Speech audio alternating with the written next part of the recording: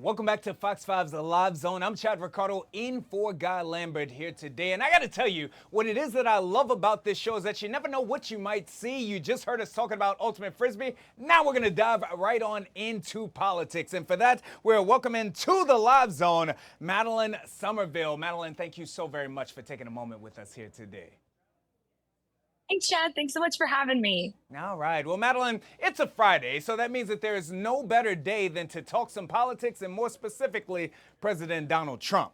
Now, President Trump is on his way to Scotland today for a 5-day trip where he's going to check in with his golf resorts in Turnberry as well as Aberdeen, as well as meeting with the British Prime Minister and the head of the Scottish government. That is a pretty special trip. Madeline, what do you expect to come out of this trip? I expect golf. I think he'll play some golf. I think he'll have some fun, right? I think he has a close family member who was born in Scotland, so I think he'll connect with his heritage a little bit, right? And I know we're on a tariff timeline here with different countries in the European Union, so I think he's going to spread some goodwill, play some golf. I don't see this being as too much of a contentious trip, and hopefully make some deals along the way. Hey, that's an interesting point because those in business say that some of the best deals do go down on the golf course. So is A that golf kind of the course. is that the tea leaves that you're reading here? That this is a leisurely business adventure. Absolutely. That's exactly what I think is going on. And he's a guy who likes to make deals. So what better place to do that in one of his favorite places? No, I love it. All right, so that's President Trump going abroad. We'll take it from there and then bring it right back here to the DMV, more specifically Maryland, as the Trump administration denied Maryland Governor Wes Moore's request for FEMA aid after the historic flooding that devastated Western Maryland. The pictures that you see on the screen right now. The flooding in May damaged more than 200 homes, roads, and elementary schools, as well as critical infrastructure. Governor Moore says that he plans to appeal the denial from FEMA. A White House spokesperson telling Fox 5 that the president responds to each request with great care, ensuring American tax dollars are used appropriately. Whew. This says a lot about Maryland residents here. What does what does that signify to you, Madeline? I don't like it. And I feel like I've developed at least somewhat of a reputation for being as fair as possible. And I don't like this. I think that when you're the president of all people, right? You're the president of all the states, not just the red ones, the blue ones too. And people are people and humans are humans, and these people need help. These folks need help. So I can't imagine the somewhat legitimate reason, like whatever he's calling legitimate reason, as to why he thinks that this is an okay thing to deny. But I'll be looking out for that reason, because it's gonna take a really serious one to convince me that's an okay choice. Well, Madeline, what surprises me the most about this is that there's not more of an uproar because we know that Texas, a red state, just had significant flooding, and I believe that to that, President Trump alluded to something in the range of that whatever Texas needed, they would get it to be able to recover from that. Flooding in Maryland, not the same case. It's really heartbreaking, honestly. When fellow Americans are in distress and you have resources, why wouldn't you send help? It doesn't make any sense to me, unless it was a political move. And I feel like the logic is just as simple as that.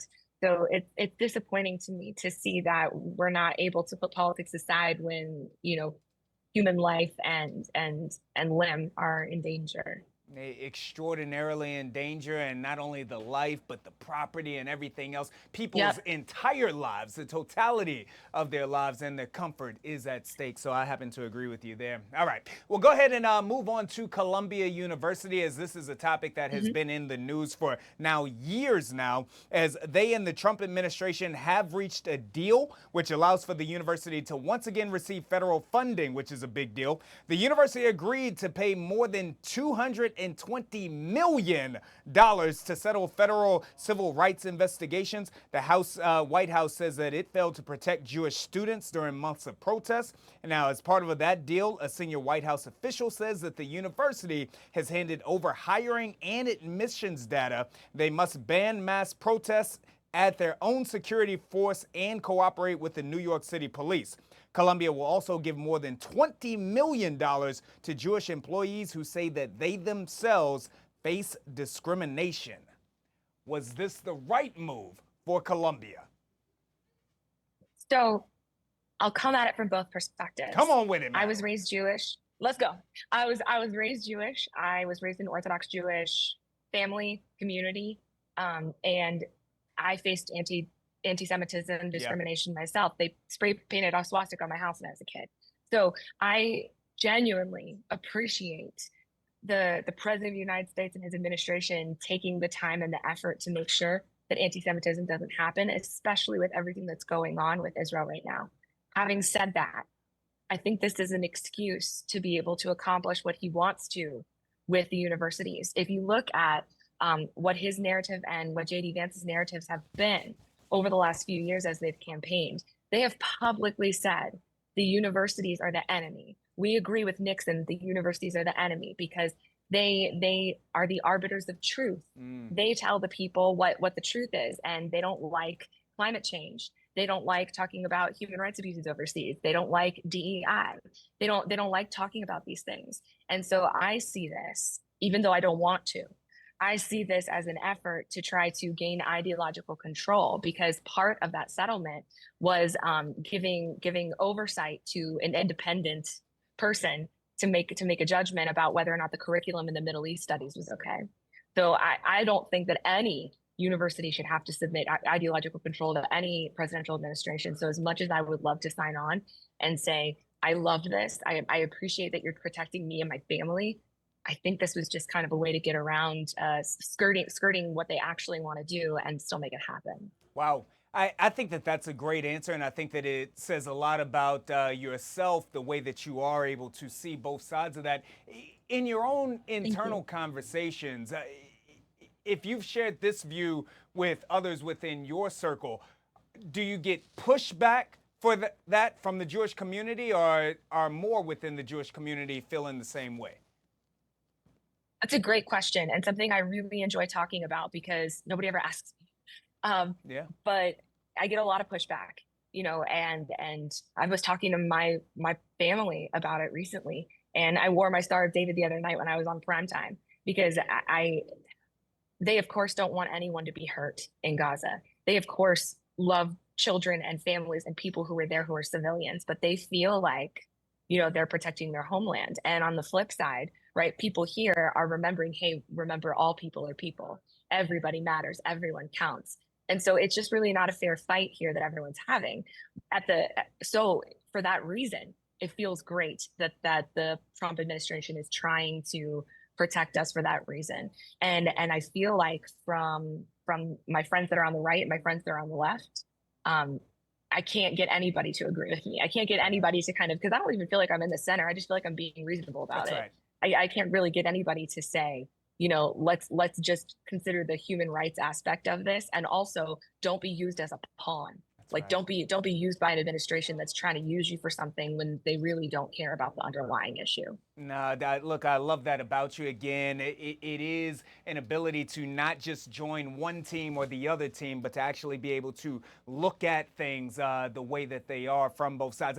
Madeline, I have been hosting bar and bat mitzvahs in my spare time for the last 17 years. So I know the tribe. I know the tribe well. So that's where my perspective comes from. Go team. I love it. Go team. All right. So we'll go ahead and we'll switch topics here again now. President Trump renewing pressure on Federal Reserve Chair Jerome Powell. During a rare visit to the Federal Reserve, the two went head-to-head on camera over the central bank's multi-billion-dollar renovation project in Northwest. Their relationship is tense at best as Trump continues to push for lower interest rates. Big conversation. I think that this is only going to get even bigger. What are your thoughts? So, a little bit of a history lesson here. And I was just talking about Jimmy Carter this morning on TV. So Jimmy Carter is one of the presidents that's known for not firing his Fed chair, right? And bringing in somebody who disagreed with him, who wanted to raise interest rates, which is never popular, right? The Fed chair that he brought in ended up sticking with Reagan and then helping us out of the 2008 mortgage crisis. He said, if you raise interest rates on people rather than lowering them, which is what Trump wants to do with Jerome Powell, if you do that, you're never getting elected again. And Jimmy Carter said, do it anyways, because it's what's good for the people. And he didn't get elected again. And you can argue for different reasons why. Now we're in another time of inflation, right? And we have another president who's going to the Fed chair and saying, I want you to lower the interest rates. And the Fed chair saying that's going to be bad for the American people in the long run. Right. And so that's the contentious fight that we're having right now. It's what's good for politics versus what's good for the people. And you could make the argument, if I'm not in office, I can't do, like, if my party's not in office, I can't get done when I need to get done. I hear that argument. But at the same time, you got to consider the motivations. And so I think that's the important thing here, is to consider the motivations, and also to watch that hilarious clip that we just saw of him and Jerome Powell at the construction site. Did you see that? I did. It was so funny. It was hilarious. He was like, yeah, I think you're spending $3.1 million. He was like, no, that's not what I saw. It was, woo, and uncertainty with the Fed chair creates uncertainty in the markets. So that's always going to be a fear, and always something that is going to need to be protected. So always keep that in mind. I really appreciate having you here on Fox 5, Madeline. You do present both sides, not just batting for one team here. All right. Well, I feel like we have now warmed you up to the main event now. Now we're really going to get into it. And that is, of course, the mounting criticism of the White House, which is something that a lot of people are familiar with. This comes down as the Trump administration doubles down on claims that former President Barack Obama committed treason. Director of National Intelligence Tulsi Gabbard joining the White House briefing Wednesday, backing President Trump's claim that Obama tried to rig the 2016 election. She claims that intel was pulled to hide evidence that Russia did not interfere, calling that action criminal. Democrats say that this is all an attempt, though, to divert attention from Trump's Epstein troubles. Is this a diversion? Big deal, little deal, no deal? Your thoughts? Okay, so let's play this out like it's just a strategy, right? Let's look at this like we're aliens from outer space and we have no interest in this at all, okay? Trump decides he's not going to release the Epstein files. He says it's because the Democrats have doctored the files and they're not quality anymore, right? Next, his base comes out and says, we're upset because that's not what you said you were going to do. And now we don't trust you. And we're frustrated because we feel like there's a two-tier justice system, right? It's just justice for the people at the top. There's no justice for the people who commit crimes at the top for when they take advantage of people at the bottom. So magically, right, like 5 business days later, we have Tulsi Gabbard that comes out with some information about how you can't trust files that Democrats have doctored. And so I think what's happened here is they have just come from a completely objective and say, look, these files, it's possible for files to have been doctored. It was pulled over on leave to me. Remember how much you trusted when I told you that those files were doctored in the past. So regardless of what the truth is now about the files, the timing of everything is very suspicious. Timing of it is suspicious indeed. It plays like it's another one of those diversion tactics, especially when we also saw the MLK files being released shortly in that time frame as well. It feels like a diversion. We'll see whether it is or whether it isn't. All right, we'll get you out of here on this next one. I know that this one is one that we can talk a lot about as well. This is human rights activists as well as AIDS groups, and they are sounding the alarm over the escalating malnutrition crisis that's going down in Gaza. More children are reportedly dying from starvation in the war-torn region. Activists blaming Israel's blockade for preventing food and supplies to be distributed. Ceasefire attempts have been unsuccessful here so far. What can be done to finally bring some sort of peace, some sort of resolution to the conflict? I hate it. You know, I think that we have to stop saying that we have to blame Hamas, because even if logically we blame Hamas, there's somebody who's still withholding the food. We've heard about people who are waiting in line, like doctors are reporting this, who are just taking care of people who are waiting in line for food and aid, who are being murdered. And it's simply not okay. And the reason I had President Carter on the brain was because of this issue, right? So a quick story about him. He was probably the person alive when he was alive who had done the most for the state of Israel. He brokered peace between Israel and Egypt, which had nothing like that had ever been done, right? So after he was president, he still remained an ambassador. And about 11 years later, he went back to Israel and saw that the Israeli government was siphoning funds that were coming from the UN for the refugees back through the Israeli government. And he came back to the US and he told the truth about what he saw. And he lost a lot of support. He lost a lot of support from the Jewish community, from Republicans, Democrats, from anybody who could categorize him as a result of him telling the truth. And and I respect him so much for that, because he didn't have to, right? But he did it because he wanted kids to eat and to have water and to be safe. And I think at the end of the day, we can just set politics aside for 1 second and just say, these are just kids, these are just families, these are just people. Like, we're not playing with soldiers here. We're playing with people who are just like you and me, and remembering that there's still people over there.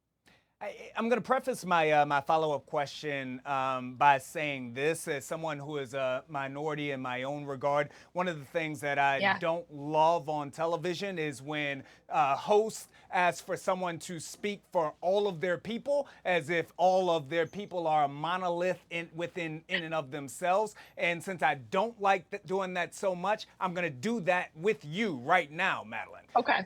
On this topic here, what I often wonder is, how do others within the community see this conflict right now at this point? You know, years after the initial, the horrible act, the fact that there are children, women that are starving, that are dying, not Hamas, but beyond that, how is that viewed within the community?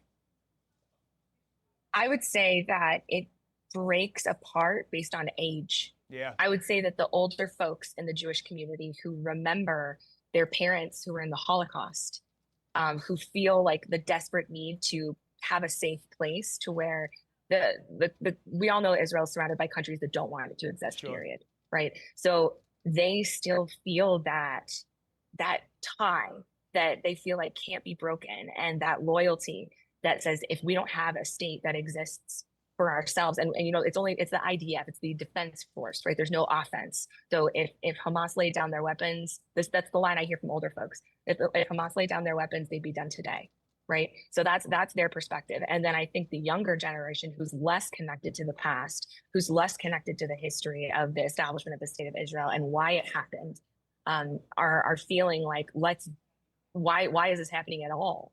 Now, for me, I'm the closest.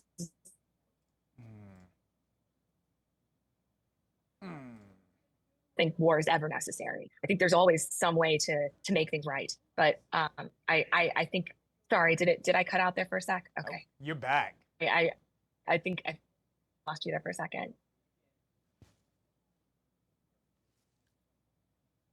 I think it breaks apart based on whether you remember the history or not. And it's kind of heartbreaking, because for me, at the end of the day, I just want people to remember that there are people there. Wow. Wow. Powerful words, Madeline, a powerful conversation. Look, as far as I'm concerned, you are always welcome on Fox 5's Live Zone. Thank you so very much for your takes, for your opinions, for your knowledge. Thank you for joining Fox 5's Live Zone. Thank you. Thank you, my new friend. So happy to be here. As Democratic strategist Madeline Summerville, bringing all of the information from President Trump and locally, nationally, and beyond. Again, this is the types of interviews, the types of real conversations you'll only see right here on Fox 5's Live Zone. We'll be right back.